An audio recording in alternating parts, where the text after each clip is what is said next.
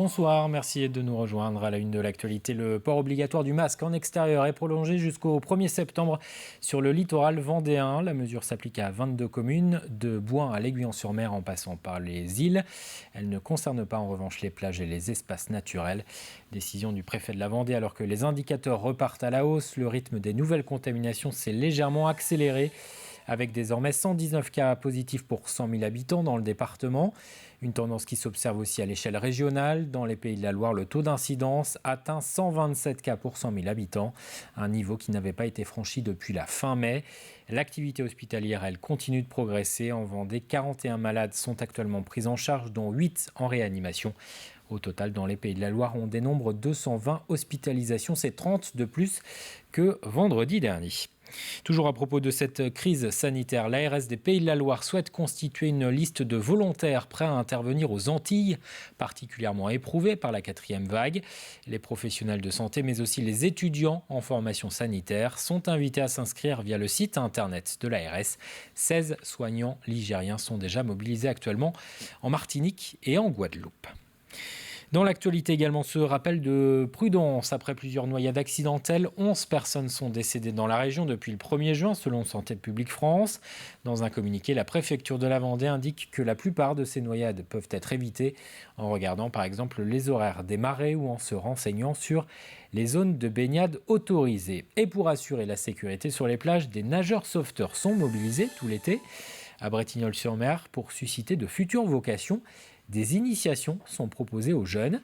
Alexia Janet a suivi l'une de ces sessions. Pendant une matinée, les stagiaires âgés de 13 à 18 ans ont découvert le métier de sauveteur en mer à leur côté, en immersion, pour mieux appréhender leur quotidien et leur technique d'intervention. Regardez. Et ensuite, c'est ton corps, Loïc. Et ensuite, là, on a un mousqueton avec un anneau. Et il y a juste à le serrer, quoi. Petite mise au point avant de se lancer à l'eau. Présentation théorique du métier de nageur-sauveteur, suivi d'ateliers de sauvetage en jet ski, paddle rescue ou encore avec des bouées. Ces 13 jeunes participants ont une matinée pour s'initier aux techniques du métier. Sur la plage, on nous voit souvent en train de marcher, de surveiller la plage, et on nous voit rarement en train d'intervenir. Et c'est bon de montrer qu'est-ce qu'on fait quand on intervient. Cette opération a le but de susciter potentiellement des vocations. On essaye de faire ça, il y a des estivants, des bretignolais. Et ça intéresse un peu pour les prochains recrutements à venir dans les années d'avoir des gens d'ici. Savoir secourir une personne inconsciente ou sortir une victime de l'eau, par exemple. Des gestes qui peuvent servir dans la vie de tous les jours. Mais pour la plupart de ces jeunes, cela leur servira surtout à faire leur premier pas dans la profession. Moi, je suis venu ici... on va dire un petit peu pour but de me présenter parce que l'année prochaine je veux être sauveteur à Bretignolles, pourquoi pas. Et j'ai passé les diplômes pour et puis voilà quoi. Le fait qu'on ait touché au milieu comme vous avez dit, ça nous donne envie de le faire quoi. Je voulais déjà découvrir pour savoir ce que c'était et peut-être justement essayer de passer les formations plus tard.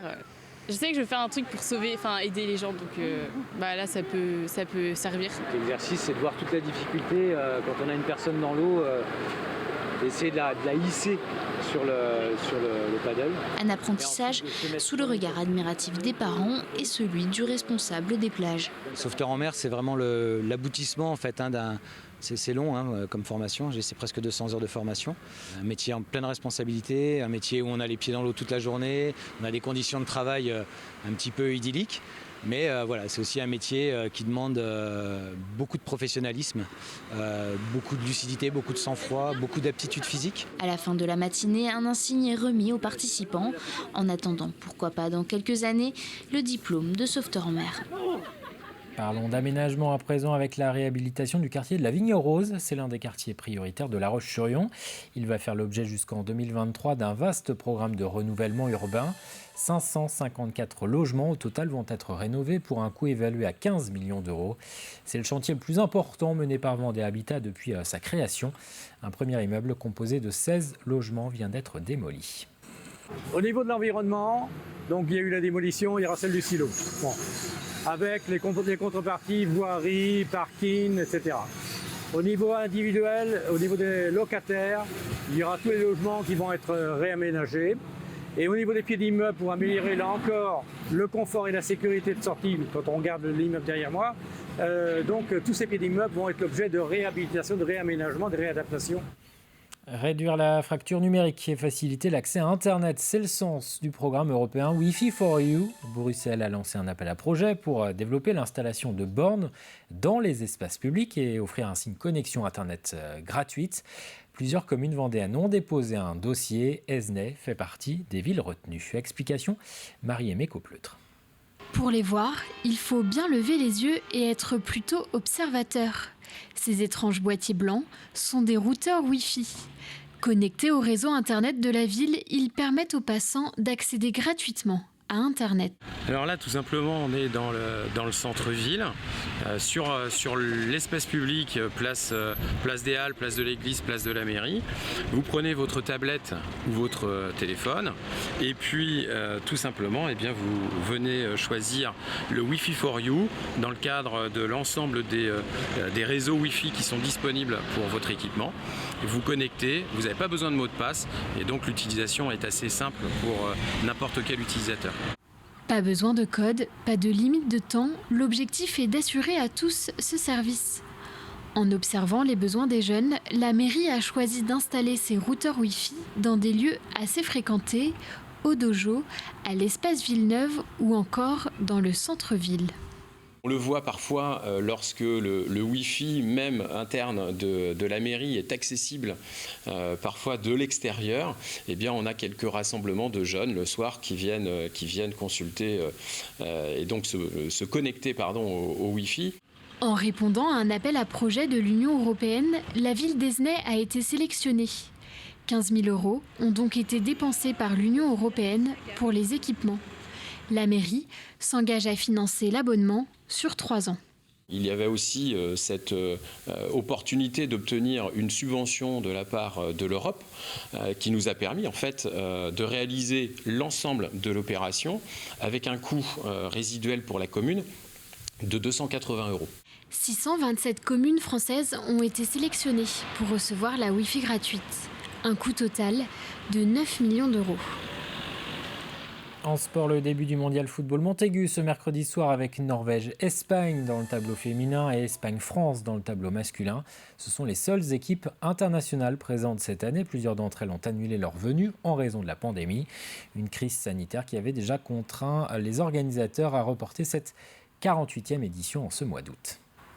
C'était important, ne serait-ce que pour nos bénévoles, parce que malheureusement, comme dans beaucoup d'associations, notre population de bénévoles est plus près d'en haut que d'en bas, c'est-à-dire que plus près de 70 que de 25 ans. Donc on avait peur que si on ne relançait pas la deuxième édition, ça puisse poser des problèmes. Pour nos partenaires aussi, puis je pense qu'aussi pour le public. Moi, je vais prendre mon cas personnel. Je viens au match le dimanche à Montaigu, je n'ai pas vu de football depuis le mois d'octobre. Je discutais avec les jeunes de l'équipe de France et les filles d'Espagne hier soir. Elles n'ont pas joué depuis 1 an et demi pratiquement. Donc il y a un besoin de retrouver le terrain, et pour les spectateurs, pour les joueurs, tout l'ensemble. Je pense que le plaisir aussi de se retrouver autour d'un terrain, je pense que ça va faire du bien.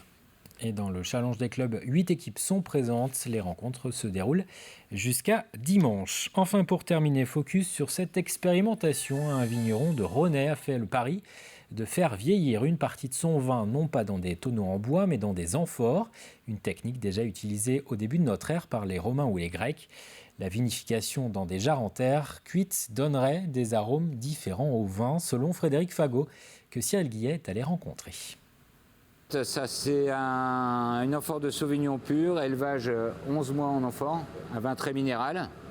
Dans son chef, Frédéric Fagot a remplacé les traditionnels barriques par des amphores. Une technique de vinification qui remonte à l'Antiquité.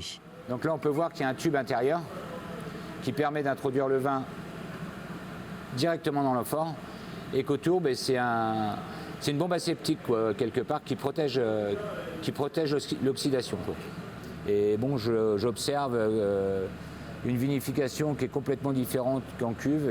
Ça n'a rien à voir, c'est des produits qui tirent plus sur le minéral, qui sont complètement différents. Une expérience pour se passionner a commencé par les cépages utilisés. 2 pour être exact, du Sauvignon blanc et du Pinot noir. J'ai des origines champenoises, parce qu'on a un vignoble en Champagne. Du coup, j'ai fait des Pinots noirs en blanc, c'est-à-dire un raisin noir pressuré en blanc. Donc comme le champagne quoi. Des cépages atypiques pour une technique de vinification tout aussi originale. Ces vins resteront entre 8 et 11 mois dans ces amphores en terre cuite et c'est grâce à elles que la magie opère. L'amphore est quelque part assez poreuse, donc il y a toujours des échanges qui se passent dedans. Je laisse les lits dedans, c'est-à-dire le dépôt qui appartient au vin, qui se dépose tranquillement au fond de l'amphore. Dès qu'il y a des aléas climatiques, l'amphore vit, quoi, respire, quoi. Elle arrive à mettre en suspension toutes les lits que j'ai laissées dedans. Le vin est nourri en permanence, ça bouge sans arrêt. Je prends des petites pipettes, comme ça je fais une petite dégustation. Je prends les arômes. Élever du vin en amphore demande une attention quotidienne. Et comme dans les vignes, c'est la météo qui donne la mesure. Il y a des jours j'arrive, les vases d'expansion sont complètement vides. Il y a des jours j'arrive, ils sont pleins. C'est-à-dire qu'on observe un mouvement permanent. Ça donne pas mal d'arômes et on arrive à avoir des vins très très fins et très, très purs, quoi. Comme le reste de sa production, le vin issu de ces jarres sera mis en bouteille sur place. De cuvées d'exception vendues sous le nom d'Amphoria, ce qui représente 4000 bouteilles à consommer avec modération, bien entendu. C'est la fin de cette édition, merci de votre attention. Je vous souhaite une très bonne soirée sur TV Vendée.